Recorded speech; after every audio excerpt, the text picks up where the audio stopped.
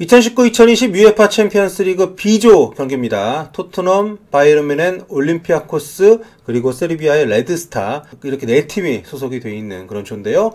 토트넘, 올림피아코스 원정 떠났습니다. 자, 올림피아코스 홈에서 벌어지는 경기고요.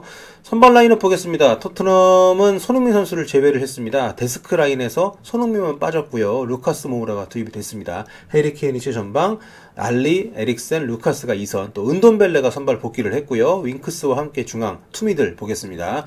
포백이 좀 특이합니다. 다빈손 산체스가 또 나왔어요. 지난번에 다빈손 산체스 오른쪽 풀백 카드가 폭망이었는데 이번에 다시 기용을 했습니다. 지난번에 좋은 모습 보였던 오리에는 아예 원정에 데리고 오질 않았고요. 카일 워커 피터스가 벤치에 있는데도 산체스를 쓴 걸 보면 뭔가 산체스를 통해서 보여주고 싶은 것이 있는 것 아닌가, 그런 생각을 할 수 있겠는데 오늘 활약은 어떻게 될지 보겠습니다. 상대팀 올림피아코스입니다. 우리에게도 익숙한 이름이죠. 프랑스 대표 출신의 발베나 선수가 플레이메이커를 맡고 있고요. 양쪽의 마수라스와 포덴세 선수의 측면 공격 굉장히 눈길을 끌 것으로 보입니다. 토트넘 입장에서는 이 경기를 잡게 되면 나머지 일정들이 좀 수월해질 수 있는데, 아무래도 이틀 쉬고 바로 레스터시티 경기가 있고요. 그리고 또 주중에 컵대회까지 치러야 되는 아주 빡빡한 일정이다 보니까 어느 정도 로테이션을 돌릴 수밖에 없는 상황인데, 일단 손흥민 선수는 선발에서 제외가 됐습니다. 토트넘이 올림피아코스 상대로 그렇게 경기 많이 애쓰는 모습이 없었습니다. 이렇게 압박도 많이 하지 않고 적당하게 자기 라인 유지하면서 경기를 했는데요. 그럼에도 불구하고 두 골을 먼저 뽑아내면서 2대0으로 앞서 나가다가 전반 막판에 오늘 굉장히 좋은 움직임 보였던 포덴스에게 골을 허용을 하면서 2대1로 전반전이 마무리가 됐습니다. 두 팀 모두 포백으로 나왔고 4-2-3-1 좀 비슷하게 나왔어요. 토트넘 같은 경우에는 사실 볼을 갖고 있던 상황들이 토트넘의 공격 상황이 이렇게 많진 않았습니다. 그리고 특히 수비 쪽에서 양쪽 측면이 굉장히 많이 털리면서 어려운 장면들도 많이 있었는데요. 오늘 올림피아코스는 결정력이 굉장히 좀 문제가 많았었던 전반전이었고, 토트넘 같은 경우에는 선수들이 글쎄요, 체력 안배를 의도적으로 하는 것인지 모르겠습니다만 중앙이나 전방에서의 압박을 거의 많이 하질 않으면서 체력을 아끼는 듯한 모습이 확실히 좀 보였어요. 왼쪽에 데이비스, 오른쪽에 산체스, 이 선수들이 1대1에서 크로스를 굉장히 많이 허용을 하고 상대 측면 윙어들이 중앙으로 들어오는 것들을 좀 많이 막지 못하면서 좀 어려운 부분들이 있었습니다. 오른쪽 윙어를 보고 있는 10번의 포덴세 선수, 포르투갈 선수인데 이 선수 굉장히 좀 인상적입니다. 오늘 후반전엔 또 어떨지 모르겠습니다만 이 선수가 데이비스하고 베르통원 쪽을 지속적으로 공략을 하면서 위협적인 상황을 좀 만들고 있기 때문에 토트넘 입장에서는 조심을 해야 될 것 같고요.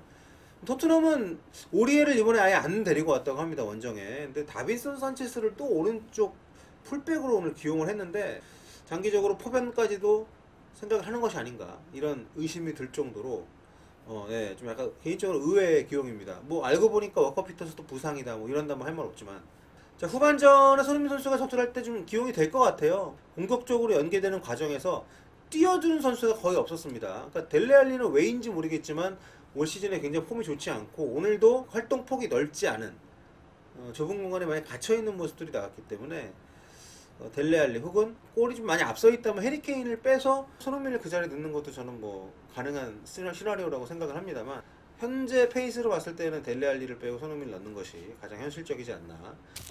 네, 경기 끝이 났습니다. 토트넘이 2대0 리드를 지키지 못하고 올림피아코스 원정 2대2 무승부로 마무리했습니다. 원정 경기 무승부 나쁜 결과는 아닌데 충분히 이길 수 있는 시합을 놓쳤다는 점에서 토트넘은 좀 아쉬움이 있을 것 같고요. 앞으로 5경기가 더 조별리그 남아있기 때문에 속단하기는 어렵습니다만, 여기서 승점을 2점을 더 확보를 했다면 나머지 일정을 굉장히 좀 쉽게 갈 수가 있었는데 그런 부분에서 좀 아쉬움이 남을 것 같습니다.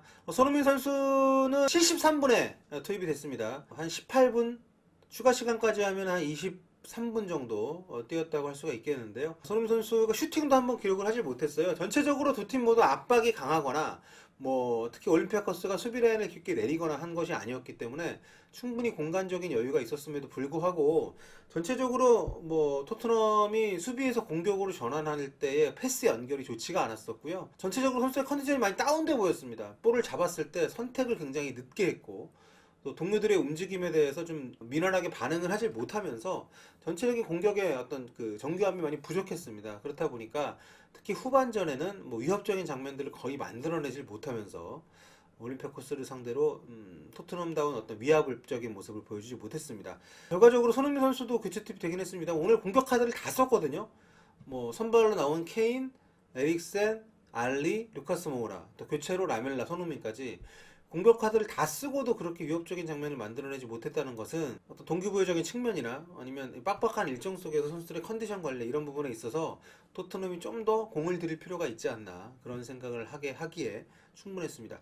오늘 토트넘 경기에서 아쉬운 부분들 개인적으로 한 두 가지 꼽아보자면 일단 포백 구성입니다. 오른쪽에 오늘 다빈손 산체스를 썼습니다. 오리에를 아예 데리고 오질 않았고 벤치에 카일 워커 피터스가 있었습니다만 다빈손 산체스를 꺼내 들었는데 저는 이 정도면 이게 뭐 부상자가 발생을 했거나 뭐 로테이션 차원에서 땜빵이라기보다는 다빈손 산체스의 오른쪽 풀백 카드를 굉장히 포체티노 감독이 신중하게 고민을 하고 있다라고 지금 생각을 하거든요.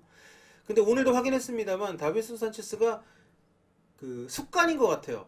포백의 오른쪽 풀백으로 나왔습니다만 중앙 쪽으로 굉장히 많이 치우치는 움직임을 보였고 오버래핑을 할 때도 뭐 종종 올라나 옵니다만은 그렇게 뭐 유의미한 패스 연결이 거의 없었기 때문에 사실상 풀백으로서는 좀 불합격점을 줘야 되는 선수라고 생각을 하거든요. 뭐 스피드가 있는 것도 아니고 뭐 크로스가 좋은 것도 아니고 그런데 이런 카드 쓴다는 거는 강호를 만났을 때 뭐 수비적인 포백을 운용하기 위한 어떤 방침인가? 운용하기 위한 일종의 어떤 실험적인 그런 테스트인가? 뭐 그런 생각까지 들 정도로 좀 많은 고민이, 많은 생각을 하게 하는 그런 기용이었습니다.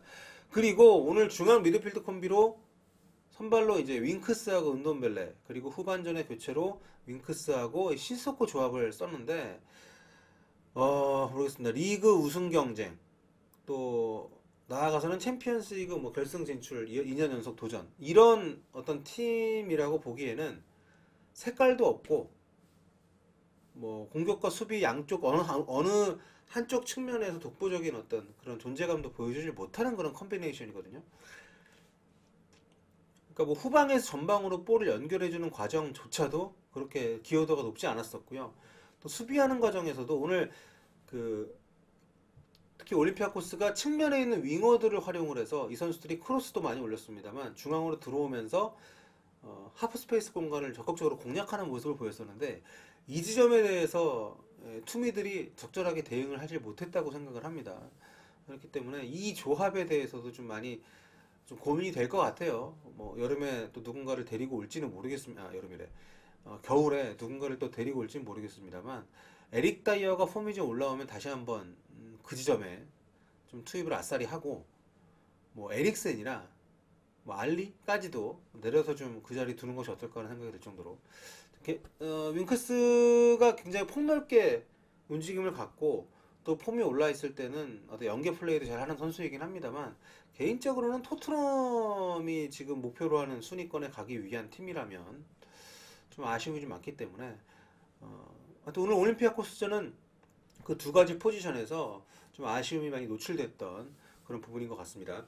그리고 손흥민 선수에 관한 얘기를 좀 더 해보면 최근에 지난 팰리스전 때도 그렇고 손흥민 케인을 거의 투톱으로 쓰는 그런 시도를 포체티노 감독이 좀 하고 있고 나름 괜찮습니다. 오늘 같은 경우에는 모우라를 빼고 라멜라가 들어가면서 약간 좀 손흥민 선수가 왼쪽 측면으로 빠지긴 했습니다만 케인과 손흥민 투톱의 공존의 가능성에 대해서 지난 시즌에 굉장히 좀 말이 많았잖아요. 우리 국뽕이 아니라 우리끼리만 하는 얘기가 아니라 현지에서도 해리 케인이 기본적으로 이타적인 선수가 아니고 본인이 무조건 결정을 짓는 것을 최우선 과제로 삼는 선수다 보니까 공격 쪽에서 다른 선수들이 케인에게 좀 맞춰주는 그런 플레이를 했단 말이에요. 그렇기 때문에 공격수들의 포텐이 다 터지지 않는 그런 부분들이 있었는데 올 시즌에는 케인 특히 손흥민과 투톱으로 나왔을 때 움직임을 보면 본인도 그런 부분들을 좀 인지하는 것 같고 팀 내에서도 그런 부분들을 많이 강조를 했던 것 같습니다. 손흥민 선수가 케인이 좀 위아래로 움직인다면 손흥민 선수가 횡으로 움직이면서 이 두 선수가